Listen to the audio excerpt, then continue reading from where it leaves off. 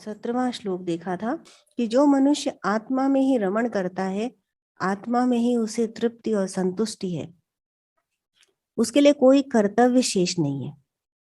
अब इसके आगे भगवान कहते हैं 18वां श्लोक, नैव तस्य कृतेर्नार्थो न कृते नेह कश्चन न चास्य सर्वभूतेषु कश्चिदर्थ व्यपाश्रयः।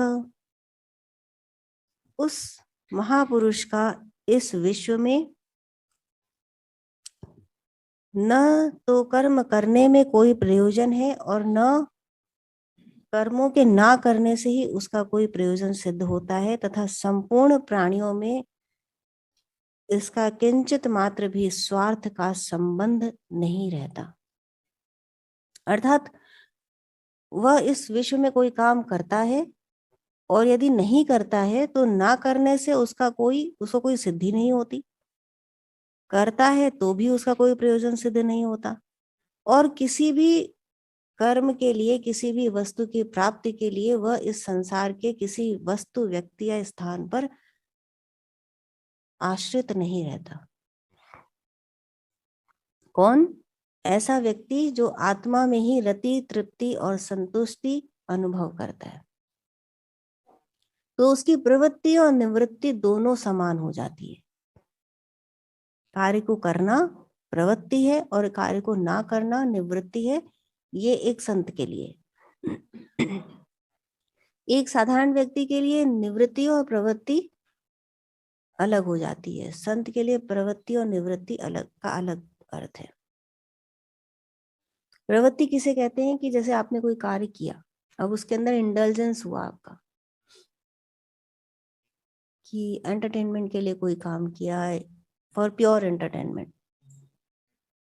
आप मूवी देखने गए, आप किसी पार्टी में गए, आप फ्रेंड से मिले, तो क्या है ये प्रवृत्ति है। और यदि आपको ऐसा लगा कि नहीं, हमें आध्यात्मिक चिंतन करना चाहिए, हमें इन कार्यों में इंडल्ज नहीं होना चाहिए, तो आपने अपने आप को, स्वयं को उससे खींचा, निकाला। तो क्या किया? आपने स्वयं को रोका, उस कार्य को करने से स्वयं को रोका। रोका तो क्या किया? रोक करके आपने क्या किया कि ध्यान करना है, अध्ययन करना है। यदि आप पार्टी में नहीं गए तो आपने उसके बदले में क्या किया? कुछ तो किया होगा ना। तो वहां भी कर्म था और यहाँ भी कर्म है। आपका ध्यान करना भी कर्म है, आपका अध्ययन करना भी कर्म है, आपका सोना भी कर्म है, आपका खाना भी कर्म है। यदि आपने खाना खाया तो कर्म है, यदि आपने उपवास किया तो कर्म है। See look at the words you are using. क्या किया? उपवास किया, तो उसमें नॉन एक्शन कहाँ है? ध्यान किया, किया ना, यू आर डूइंग समथिंग। तो जब तक आप एक्ट कर रहे हो तब तक उसमें इनएक्शन कहाँ है?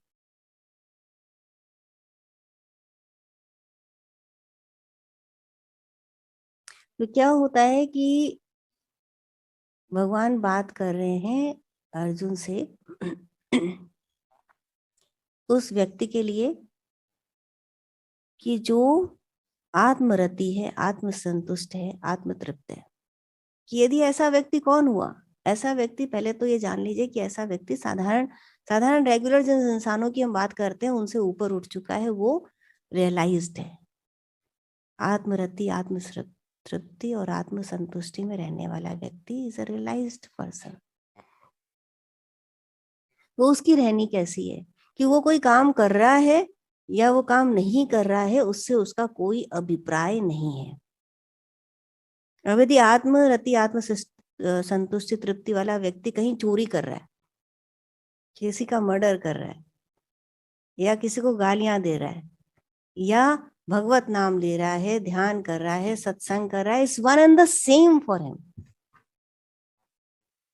उसे कर्म फल नहीं लग रहा। क्यों नहीं लग रहा?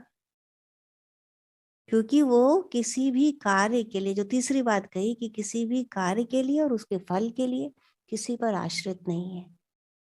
वो किसी से द्वेष नहीं रखता, किसी बात से उसे प्रसन्नता नहीं होती। और किस चीज से क्या, किसी कार्य से क्या फल जनरेट होगा, उससे उसका कोई अभिप्राय नहीं है। देखिए, अच्छे और बुरे की डेफिनेशन क्या है। हम कहते हैं कि चोरी करना गलत बात है। क्यों? क्यों कहते हैं ऐसा? See, Bhagavad Gita, spiritualism is very logical, very much fact based. हम यूं ही यकीन नहीं करते किसी चीज का, किसी बात का। ये बचपन में सिखाया गया चोरी करना गलत बात है, क्यों? वाई?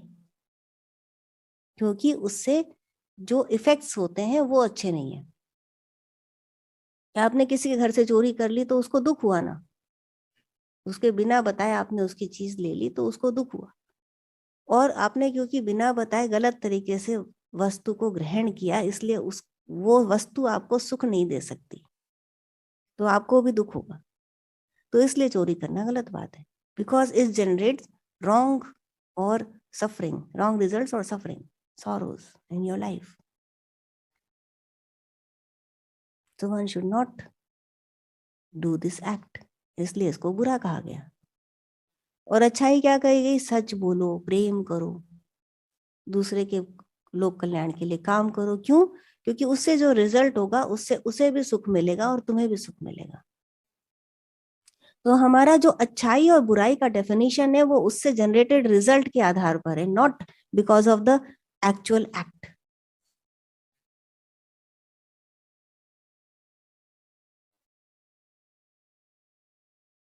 हम किसी को बताए हुए कोई चीज ले लेते हैं, इसको हम चोरी कहते हैं।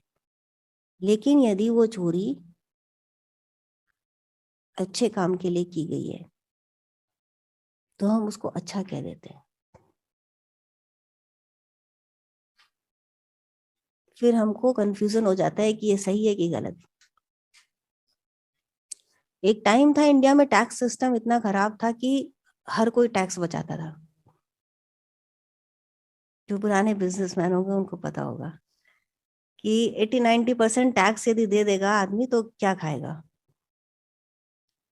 तो क्या करते थे, अच्छे लोग भी, धनाढ्य लोग भी, जो दूसरों का भला करते थे, वो भी टैक्स बचाते थे किसी न किसी तरह से, और उससे चाहे दूसरों का भला करते थे। ये मैं बहुत क्लोजली उनकी बात कर रही हूँ जो गोयनकास, गीता प्रेस की आप भगवत गीता पढ़ रहे हैं, उनके परम मित्र की बात कर रही हूँ मैं। तो वो गलत नहीं था, इन दैट सेंस वो गलत नहीं था, क्योंकि वो अच्छे रिजल्ट जनरेट कर रहा था। तो व्हाट आई मीन टू से कि जो एक्शन है वो अच्छा या बुरा नहीं है, उससे जो फल जनरेट होता है वो अच्छा या बुरा है। अब यदि फल से आपका अभिप्राय ही नहीं है, इफेक्ट से आपको कोई मतलब ही नहीं है, तो फिर एक्शन से क्या रिजल्ट रह गया? एक्शन को आप कैसे कहेंगे अच्छा या बुरा? तो इसलिए जो ज्ञानी है, जो आत्मा में ही संतुष्ट है,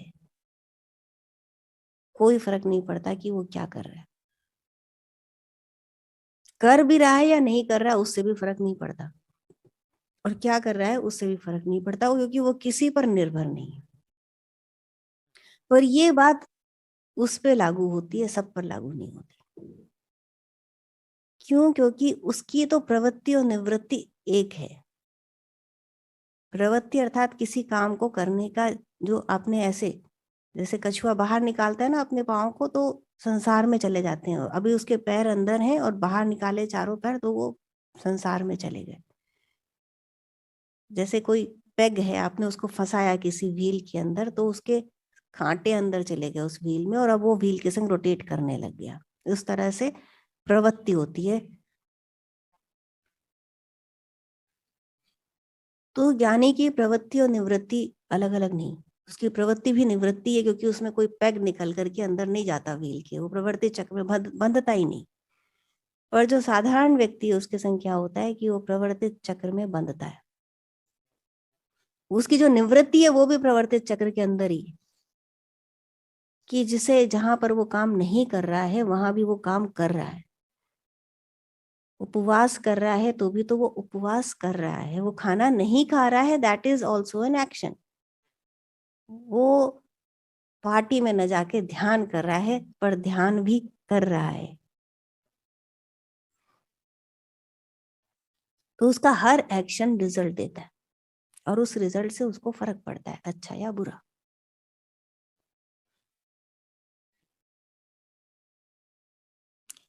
तो नेक्स्ट श्लोक में भगवान क्या कहते हैं, तस्मात्सक्तः सततम सततं कार्यं कर्म समाचर असक्तो ह्यावचरन् कर्म परमाप्नोति पुरुषः। तस्मादसक्तः सततं कार्यं कर्म समाचर असक्तो ह्याचरन् कर्म परमाप्नोति पुरुषः। इसलिए निरंतर आसक्ति से रहित होकर कर्तव्य कर्म को भली भांति करता रहे, क्योंकि आसक्ति से रहित होकर कर्म करता हुआ मनुष्य परमात्मा को प्राप्त हो जाता है। तो आसक्ति से रहित होकर कार्य करो, क्योंकि उस प्रकार तुम अपनी परम सत्ता को प्राप्त कर लोगे।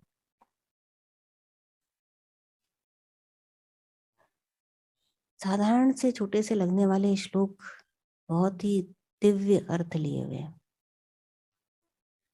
एक जो बहुत पॉपुलर श्लोक है भगवत गीता का, रामानंद सागर ने स्पेशली उसको बहुत पॉपुलर किया है। दूसरे अध्याय का 47वां श्लोक देखिए। नेहाभिक्रम नाशास्तु प्रत्यवायो न विद्यते स्वल्पमप्यस्य धर्मस्य त्रायते महतो भयात्। इस कर्म योग में आरंभ का, बीज का नाश नहीं है, और उसका फल स्वरूप दोष भी नहीं है, क्योंकि यह कर्म योग धर्म को थोड़ा सा भी जानने वाले मनुष्य की महान भय से रक्षा करता है। और एक श्लोक है, कर्मण्योवाधिकारस्ते मां फलेषु कदाचन मां कर्म फल हेतुर्भूर मातु संगोस्तु कर्मण्य। तो कर्म करने का अधिकार है तुम्हें, और फल का अधिकार नहीं है। तो तुम फल की चिंता मत करो और कर्म करो अनासक्त होकर के। यही बात यहाँ पर भगवान कह रहे हैं कि आसक्ति रहित होकर के कार्य करो, क्योंकि जो आरंभ तुम कर्म का कर देते हो उसका अंत तो होना ही है।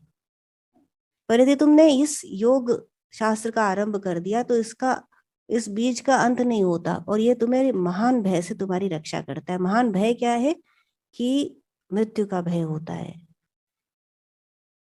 गलत फलों का भय होता है, उससे तुम्हारी ये योग रक्षा करता है, भगवान कहते हैं। पर यदि तुम आसक्ति रखते हो, यदि तुम्हारी उस कर्म में प्रवृत्ति है, तो तुम्हें उसके रिजल्ट को, उसके इफेक्ट को भोगना पड़ेगा। तो प्रवृत्ति और निवृत्ति को समझो, कर्म अकर्म और विकर्म को समझो, तद अनुसार तुम कार्य करो। व्यक्ति ये सोचे कि वो कार्य नहीं कर रहा है, तो ऐसा नहीं, वो कार्य कर रहा है। अब क्योंकि कार्य आप हमेशा कर रहे हैं, तो जो अच्छा कार्य है, जो सद कार्य है, आपको वो करना है। क्या कह रहे हैं भगवान की, तुम्हें कार्य करना है।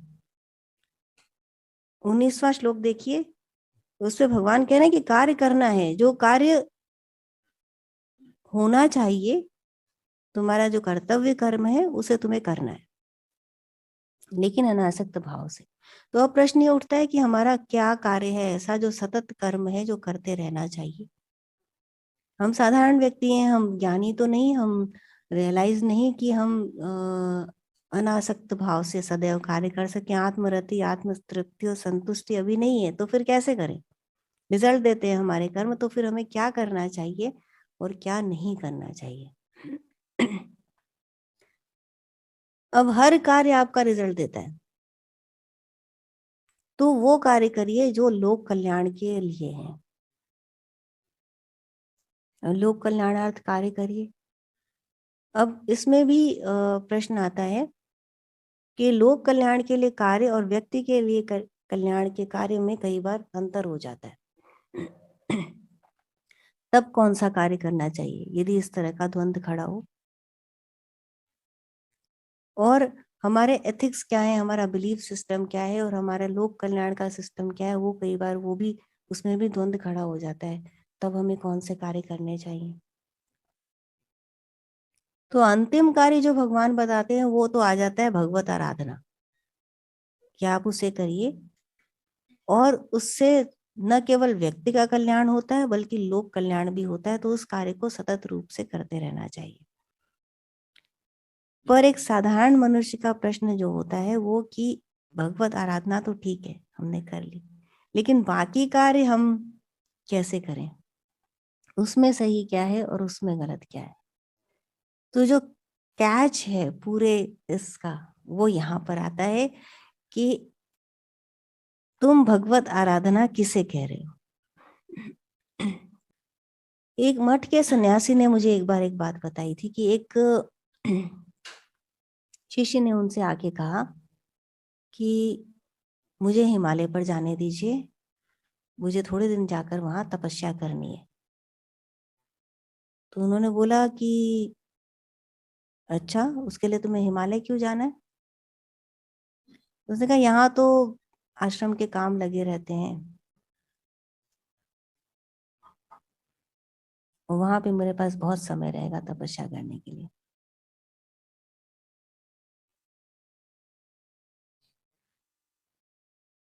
बात खत्म हो गई यहीं पर।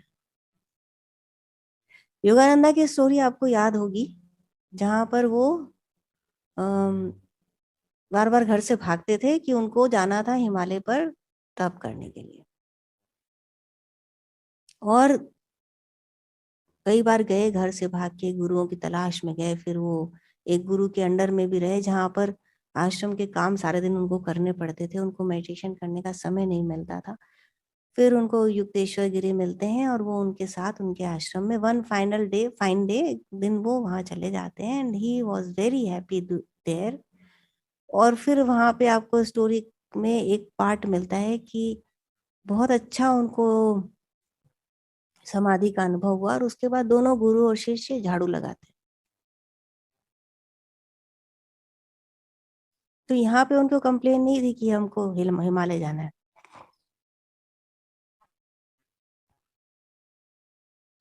यहाँ से भी भागे हुए एक बार, पर पुनः वापस आ गए। तो उस झाड़ू लगाने में क्या आनंद आया, जो तुम वहां जा करके करोगे, हिमालय पर जा करके, वो तुम्हारा काम यहाँ पर करने वाले कामों से पृथक कैसे? तुम ध्यान करने जा रहे हो वहां, तपस्या करने जा रहे हो वहां, भगवत नाम लेने जा रहे हो वहां। यहाँ तुम धुलाई कर रहे हो, बच्चों का खाना बना रहे हो, झाड़ू लगा रहे हो, तो कार्य वो भी कर रहे हो, कार्य ये भी कर रहे हो। अब फर्क क्या है? देखिए, आश्रम में जो लोग रहते हैं और गृहस्थ आश्रम में हम रहते हैं, ठीक है, लूज एंड छोड़ती जा रही हूं मैं हर जगह। हम क्या करते हैं, breakfast lunch dinner, evening tea, वो क्या करते हैं? आप इस्कॉन गए कहीं कभी? उनकी कैंटीन पे कैंटीन नहीं लिखा रहता, क्या लिखा रहता है? प्रसादम। तो हम लंच डिनर ब्रेकफास्ट करते हैं, वो प्रसाद खाते हैं।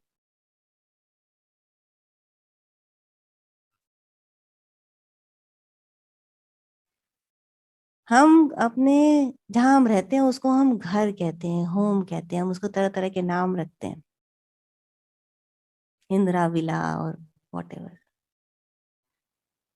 वो उसको आश्रम कहते हैं, जहाँ वो रहते हैं उसे वो लोग आश्रम कहते हैं, मठ कहते हैं, आश्रम कहते हैं। आश्रम का अर्थ क्या होता है?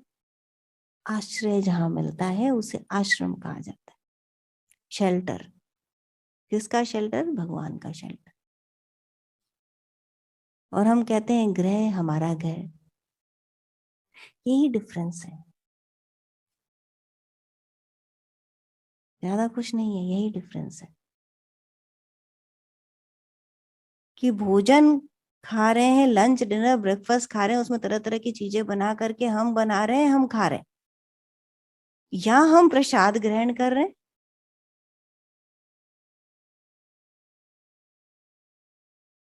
भाव का फर्क है कि नहीं है? आपका घर, आपका घर, आपका घर आप लाए थे, जमीन खरीदी जा सकती है, कल आप आसमान भी खरीदेंगे। अभी तो बात हो रही है बहुत कस के कि बनाएंगे सैटेलाइट्स और ऊपर चंद्रमा पे। What's his name? हाँ, एलन मस्क। तो बाइंग सेलिंग बहुत तेजी से चालू है। या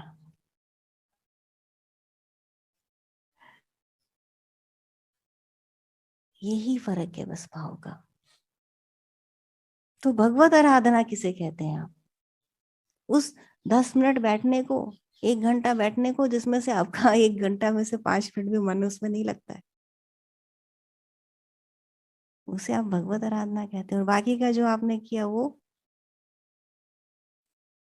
तो let's let's reverse the process.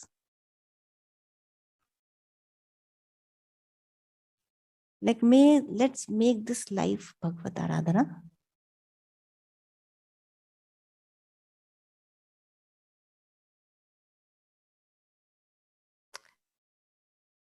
सुबह दोपहर शाम प्रसाद ग्रहण करें, बनाएं, but but you don't, you cook for yourself, your family, and you eat it. यही अभी कुछ लोग पहले भगवान ने कहा था कि जो स्वयं के लिए पकाता पचाता और खाता है वो चोर है।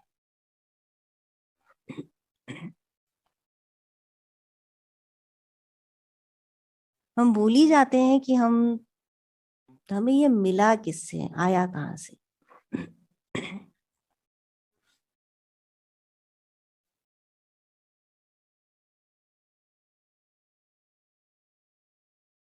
अब इसी बात को यदि कुछ लोग सुनेंगे तो कहेंगे कि we don't believe in all this. हम तो उस पर यकीन करते हैं जो हमें सामने दिखाई देता है।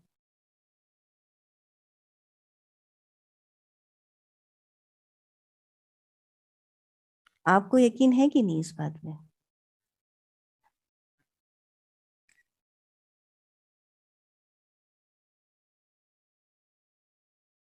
आप में से कितने लोग हैं जो इस बात पे यकीन नहीं कर पा रहे हैं? जिसके लिए यही संसार सत्य है, इसके अतिरिक्त और कुछ सत्य नहीं है।